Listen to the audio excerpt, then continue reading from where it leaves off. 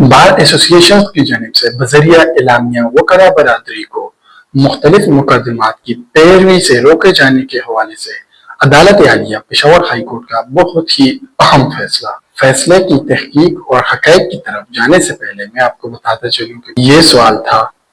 कि क्या bar association की जानिब से ऐसा एलामिया जारी करना जिसमें वकला को मुख्तलिफ मुकदमात की पैरवी करने से मना किया गया हो, तो ऐसे एलामिये की आईनी व कानूनी अहमियत क्या है। अदालत आलिया के सामने मुकदमे के मुख्तसर हक़ाइक़ कुछ यूं हैं। दरख्वास्त गुजार शबीर खान जो कि जिला मर्दान के थाना पारहोती में दर्ज एक FIR के मुस्तहीस हैं,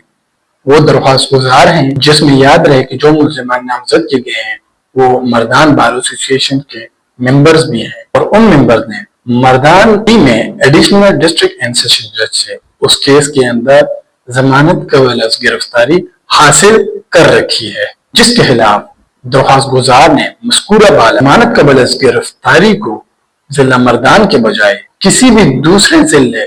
हरीपुर, मानसेरा या एबटाबाद में मुंतकिल करने के हवाले से अदालत आलिया पेशावर हाई कोर्ट से रुजू किया। पेशावर हाई कोर्ट से रुजू करने की वजह यह थी कि एक तो मुल्जिमान का ताल्लुक मर्दान बार एसोसिएशन से है, दूसरा ये कि मर्दान बार एसोसिएशन की जानिब से जारी की गई एक प्रेस रिलीज जिसके मुताबिक वकला को हिदायत की गई कि जिसमें मुअज़्ज़िज़ मेंबर्स मर्दान बार एसोसिएशन को मुस्तहीस की वकालत करने से मना किया गया था। मुकदमे की हसासियत को देखते हुए अदालत आलिया ने मर्दान बार एसोसिएशन के जनरल सेक्रेटरी और सदर को खैबर पख्तूनख्वा बार काउंसिल के मेंबर, चेयरमैन एग्जीक्यूटिव कमेटी और वाइस चेयरमैन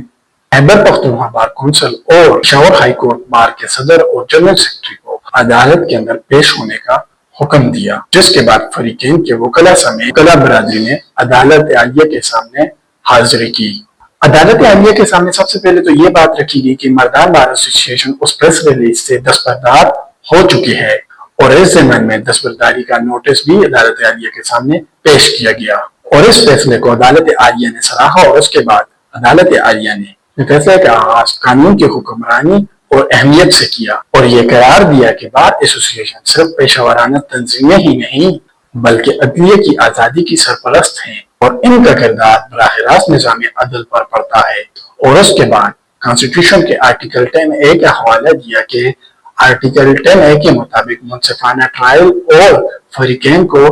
अपनी मर्जी के मुताबिक वकील इंजेज करने का हक हासिल है। फैसले के आखिर में अदालत आलिया पेशावर हाई कोर्ट ने कहा कि चूंकि मर्दान बार एसोसिएशन अपनी प्रेस रिलीज से दस्तबरदार हो चुकी है, तो कंप्लेनेंट यानी दरख्वास्त गुजार की शिकायत का अजाला हो चुका है, वजह मजीद कार्रवाई की जरूरत नहीं।